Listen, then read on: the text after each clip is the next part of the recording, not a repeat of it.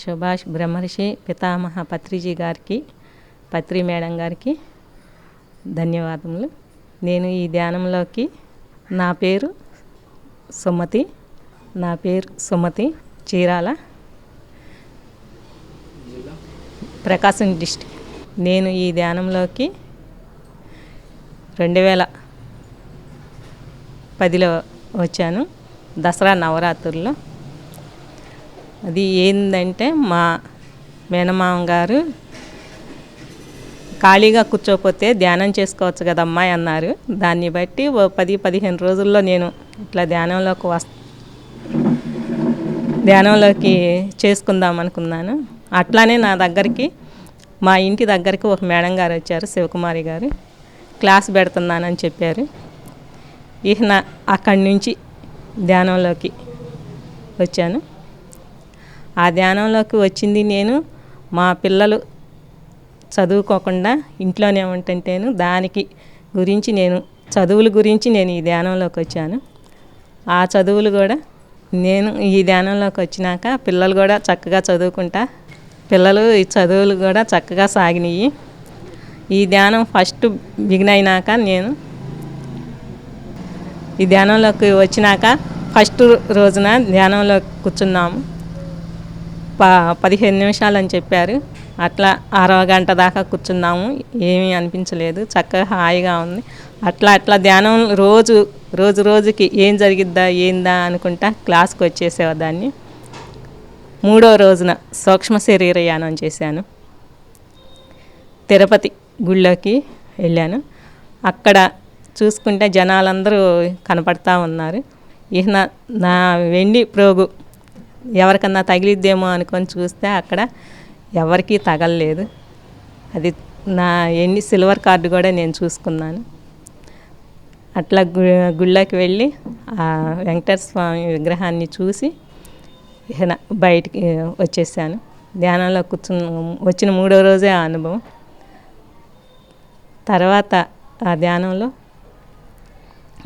4వ రోజున నాకు థైరాయిడ్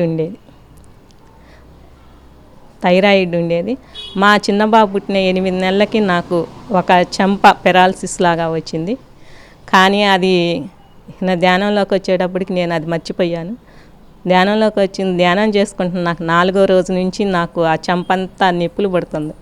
ఏందా ఇదంతా ఎందుకు జరుగుతుందా ఏందా అనుకున్నాను. ఆ నొప్పులు ధ్యానంలో నుంచి లెగిసినాక క్లాస్లో మేడం గారిని అడిగాను, ఏంది ఇదంతా నొప్పులు పడుతుంది అంటే, ఏమీ లేదు, ఎందుకు నొప్పులు పడుతుంది అంటే, నీకు అక్కడ ఏమన్నా ప్రాబ్లం ఉందా అన్నారు.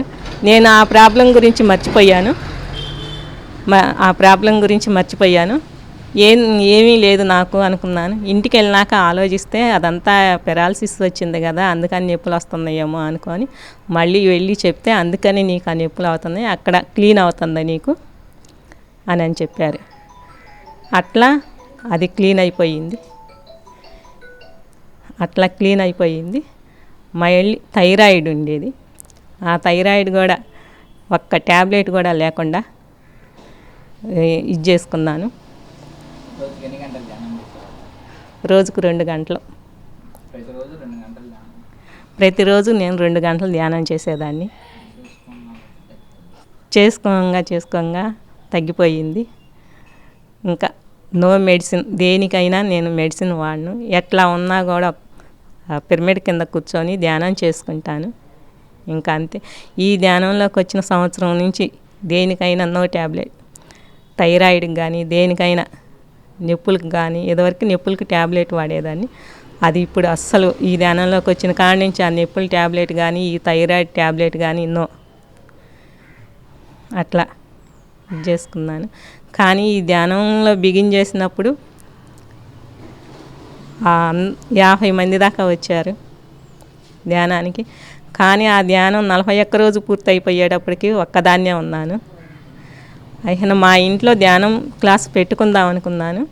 ధ్యానం క్లాస్ పెడదామని అన్నీ రెడీ చేసుకున్నాను, అందరికీ చెప్పాను.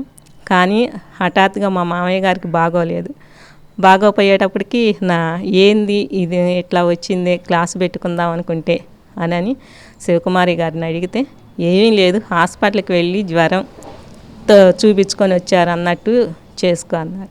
అట్లానే చేశాను. ఇంకా వారం రోజులు మా ఇంట్లో క్లాసులు జరిగినాయి. ఇంత తర్వాత మా మామయ్య గారు కూడా 3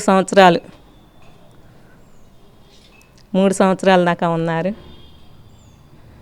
అట్లా మా పిల్లలు కూడా చదువుకొని ఇప్పుడు మంచి మంచి జాబ్లో మంచి పొజిషన్లో కూడా ఉన్నారు. మాకు పిఎంసి ఛానల్ని చక్కగా రోజు అన్నీ చూసుకుంటున్నాం. చాలా చక్కగా ఉపయోగపడుతుంది. దానిలో అనుభవాలు అన్నీ ఇది చేసుకుంటున్నాం. సార్ది రోజు మార్చి రోజు తప్పకుండా ఉంటున్నాం. స్వర్ణామృతం చూస్తున్నాము. చాలా అద్భుతంగా ఉంది. మేడం గారు అన్నీ అట్లా కష్టాలు పడి పైకి రావటం అదంతా అంటే మేడం గారు చెప్తుంటేనే కదా మనకి తను ఇది తెలిసింది.